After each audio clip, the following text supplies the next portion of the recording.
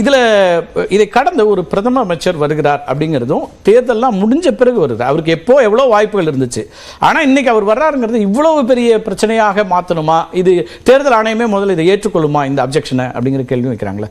Rule என்ன அப்படிங்கிற அடிப்படையில் இல்லை, அதாவது தேர்தல் ஆணையம் ஏற்றுக்கொள்ளுமா அப்படின்னா ஏற்றுக்கொள்ளாதுதான். ஏன்னா தேர்தல் ஆணையம் ஒருதலைபட்சமாக நடந்து கொள்கிறது அப்படிங்கிறது நமக்கு ஆரம்பத்திலிருந்தே தெரியும். ஏன்னா இந்த தேர்தலே 40 நாட்கள், அதுவும் 7 கட்ட தேர்தல், டிஜிட்டல் இந்தியான்னு நம்ம சொல்கிறோம். இந்தியா பெரிய அளவில் வளர்ந்துட்டது. அதுவும் மோடியினுடைய அவர் பிரைம் மினிஸ்டர் ஆனதுக்கப்புறம் இந்த 10 ஆண்டுகளில் மிகப்பெரிய வளர்ச்சியை நம்ம பார்த்துருக்குறோம். கோவிடுக்கு வேக்சினை 2 வருஷத்தில் கண்டுபிடிச்சிட்டோம். மக்கள் எல்லாம் நடந்து போனப்போ கூட அவங்களை எல்லாம் நாங்கள் காப்பாற்றிட்டோம். எல்லாரையும் காக்கக்கூடியவர் அப்படின்ற போது எதுக்கு இவ்வளோ 40 நாள் எதுக்கு எலெக்ஷன் நடத்தணும்? இதுக்கு முன்னால் 2014 வரைக்கும் எலெக்ஷன் 40 நாளைக்கு நடக்கல. அன்னைக்கு நம்ம இவ்வளோ பெரிய அளவில் டிஜிட்டல் யுகத்தில் கூட வளர்ந்து பெரிய அளவில் மோடி அவர்கள் சொல்வதை போல இல்லை பிஜேபியில் இருக்கக்கூடியவங்க சொல்வதை போல கூட வளர்ந்து வரல. நம்ம அப்போ கூட நம்ம 20 நாட்கள்ல தேர்தலை முடிச்சிட்டோம். இப்போ 40 நாட்கள் இந்த தேர்தல் அப்படின்ற போது அவருக்கும் பாரதிய ஜனதா கட்சியினருக்கும் வேண்டிய பரப்புரையை ஒவ்வொரு இடத்துலையும் எதிர்கட்சிக்கு அந்த வாய்ப்பு இருக்குல்ல. எதிர்கட்சிக்கும் வாய்ப்பு இருக்கு, இல்லைன்னு நான் சொல்லல. ஆனா இவங்களுடைய பிளான்ஸ் வேறு. எப்போதுமே இந்த மாதிரியான கிமிக்ஸ், அதாவது தேர்தல் கடைசி நேர கிமிக்ஸ் பிஜேபியில இருந்து எப்போதும் இருக்கும். உங்க சத்தத்துல என் காது செவிடாகி போச்சு.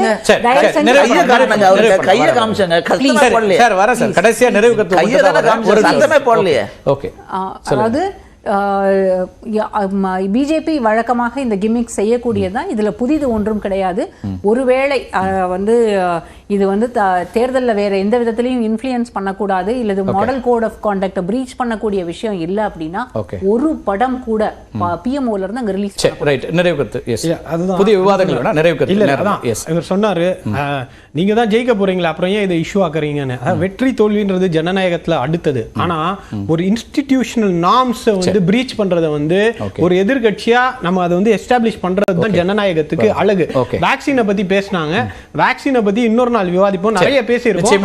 அதை பத்தி சயின்ஸ் தெரியாம நீங்க ரொம்ப சூப்பர்ஃபிஷியலா பேசாத. உங்களோட நாலேஜ் குறைச்சு சொல்ல வேண்டாம். இல்ல சொல்றேன். No, you do not know what my academic qualification is. No, I know your academic qualification, but second vaccine இதுக்கு முன்னாடி கோவிட் எத்தனை வந்துச்சுன்றது shows what exactly your knowledge is about vaccines. Democracy and the right to speak. Okay, yeah. So I have the right to dissent. Right, okay. I have the right to dissent. If you're blabbering, I have to. Yes, இல்ல அது சொல்றது வேறு. ஆனா இதுல இத படிச்சாதான் அத பேசணும். அத பத்தின புரிதல் இருக்கலாம். அத பத்தி முழு ஞானத்தை வச்சிட்டு ஒரு சயின்டிஃபிக் விஷயத்தை பேசும்போது இல்ல அரசியல்ல நீங்க என்ன வேணாலும் பேசுங்க சார். அத ஜஸ்டிஃபை பண்றதுக்கு டாக்டர்ஸா இருக்கறவங்க அல்லது ரிசர்ச்ல இருக்கறவங்க உங்கள்ட்ட முரண்படவும் வாய்ப்புகள் இருக்கு. ஆமாமா. அதனால எக்ஸிஸ்டிங் டேட்டாவை தான் சொல்றோம்.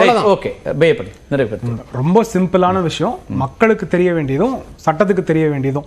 சட்டத்துக்கு முரண்பாக ஏதாவது இருந்தால் அப்ப எல்லாரும் கேள்வி கேட்கலாம். இது வரைக்கும் யாரும் ஒரு சட்டத்திற்கு முரண்பாக இதுதான் செய்திருக்கிறார் அப்படின்னு ஒரு கோடு, ஒரு ரெகுலேஷன், ஒரு நோட்டிபிகேஷன் யாரும் பாயிண்ட் அவுட் பண்ணல. ஓகே, எந்த பப்ளிக் டாக்குமெண்ட்லயும் பாயிண்ட் அவுட் பண்ணல. எந்த டிபேட்லயும் எனக்கு தெரிஞ்சு பாயிண்ட் அவுட் பண்ணல. ஒன்று. இரண்டாவது, அவர் ஏற்கனவே செய்திருக்கிறார். மக்கள் இதை பார்த்திருக்கிறாங்க. தேர்தல் முடிஞ்சிருச்சு. மற்ற கட்சிகளும் பல வேலைகளை செய்து கொண்டிருக்கிறார்கள். அது முரண்பாக இல்லை. அதே மாதிரி அப்ஜெக்ஷன் சொல்லணுமே, சொல்ல வேண்டியதானே. நான் முரண்பாக இல்லை, நான் கம்பேரிட்டிவா சொல்றேன்ல. நான் கம்பேரிட்டிவா முரண்பாக இல்லாத போது இத மட்டும் நீங்க எடுக்கிறீங்கன்னா நாளைக்கு தோல்விக்கான ஒரு பதிலாக மட்டும் தான் பாக்குறீங்க. 2014லயும் 2019லயும் இதே மாதிரி 7 கட்டமாக தான் தேர்தல் நடந்தது. இதே மாதிரி 30 நாள் இவ்வளவு நாள் நான் போல 30 இப்ப வெயில் கொஞ்சம் அதிகமா இருந்தது. வெயிலுடைய தாக்கம் அரசாங்கத்தினுடைய பள்ளிக்கூடம் ஸ்கூல் இது எல்லாத்தையும் கணக்கு பண்ணி தான் தேர்தல் ஆணையம் வச்சிருக்குது. அது தேர்தல் ஆணையத்தை நீங்க அப்புறம் டிஃபெண்ட் பண்ணலாம். ஆமா, எங்களுக்கு கஷ்டமா இருக்குன்னு சொல்லி அவங்க சொன்னது இப்பதான் இவ்வளவு நேரம் நடக்குது. இதுக்கு முன்னாடி எல்லாம் அப்படி நடக்கல. 3 நாள்ல முடிஞ்சிச்சுன்ற மாதிரி சொன்னாங்க. அது இல்லன்னு சொன்னாங்க. இல்ல இல்ல சொல்றேன். 2014லயும் 19லயும் இதே மாதிரி 7 கட்டமா தான் நடந்தது. அதை சொல்ல வரேன். பாரத பிரதமரை பொறுத்த வரையில அவர் இந்த பிரச்சாரத்தை எல்லாம் முடிச்சிட்டு அவருடைய ஆன்ம தேடலுக்காக, அவருடைய மன அமைதி தியானத்துக்கு வந்திருக்காரு. இதுக்கும் பரப்புரைக்கும் சம்பந்தம் இல்லை. இதுல எந்த மாடல் கோட் பரப்புரைக்கு பயன்படுத்த மாட்டீங்க. நாங்க நிச்சயமா அதை பயன்படுத்த வேண்டிய அவசியம் இல்லை என்று அதுக்கான எல்லா வேலையும் ஏற்கனவே அவர் பிரச்சாரத்தை எல்லாம் முடிச்சிட்டாரு. எங்களுக்கு நம்பிக்கை இருக்குது. நிறைவு கருத்து ரொம்ப சுருக்கமா புதிய விவாதங்கள் இல்லாம திரு வேலுச்சாமி. எஸ்,